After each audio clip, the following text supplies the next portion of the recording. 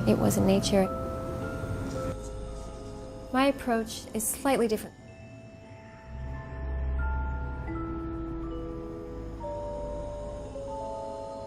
When I put the hide on, I'm doing it traditionally. I'm doing the gluing the way a taxidermist would. I'm doing the stitching the way it would. I'm lining up all the features so that they're very true to the animal.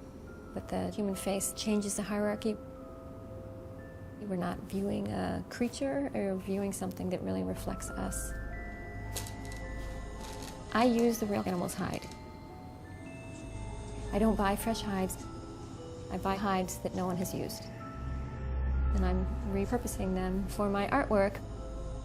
This is typical of a hide that I would use, where there's damage to the hide, particularly the face. You'll see there's the bullet hole, sort of burn marks around it. Almost immediately, bugs will start to eat the nose and eyes of the animal, so there might have been a little damage. So this one's beautiful. It has its flaws, but that's okay. It probably was not going to be mounted by a taxidermist because of the problems, but for me, it's perfect. The hides are unbelievable. It is amazing the way these animals come together. And that I definitely want the viewer to get to enjoy and marvel over the fact that that was done in nature. It wasn't something that I created. When I'm stitching it together, I want to make sure you can read the skin as pores and oils like we read our own skin. It's really important that I'm using the animal's facial skin back over its face, just transformed. I want to leave as much animalness on the face using all the patterns and everything. Every detail of our face evolved to be so communicative. The whites of the eyes, the hair removed from the face, everything brought forward, and it sort of was able to increase our civilized communication through reading a face that could give really complex expressions, and then that changed the way we interacted with one another. The face is white plastic clay called Sculpey.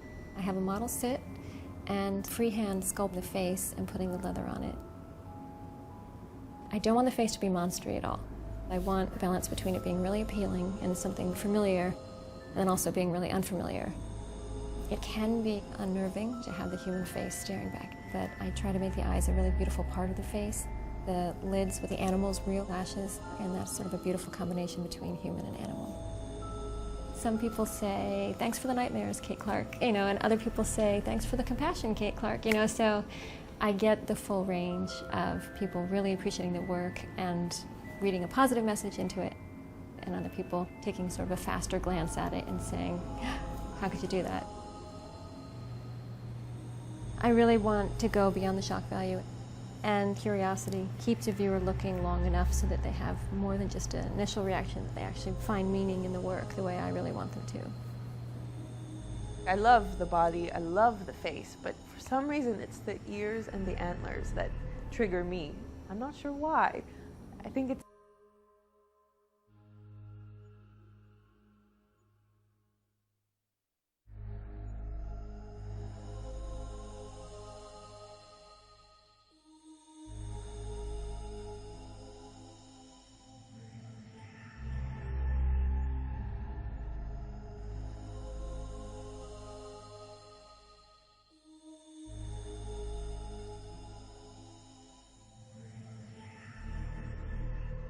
is a sign, and are praising the misshapen animal as an incarnation of the Hindu god, Lord Vishnu. The cow, which died shortly after birth, has been covered with flower garlands, and placed in a glass display case. Now villagers are streaming to Muzaffarnagar, Uttar Pradesh, northern India, to pay their respects. There are now plans to build a temple to the sacred cow. Mahesh Katharia, aged 50, who came to see the calf, said, "God has taken birth from the body of a local cow. We came here to seek his blessings. Religiously, it is an avatar of Vishnu. We believe it's a similar character mentioned in Bhagavata Puran, a Hindu religious text." Rajabayu Misra, aged 55, the manager of the shelter where the calf was born, said, "It's a miracle that the calf was born in this shelter. Thousands of people have been here to see it. We will be cremating him in 3 days and a temple will be built for him." This avatar has most definitely created a devotion feeling among the people.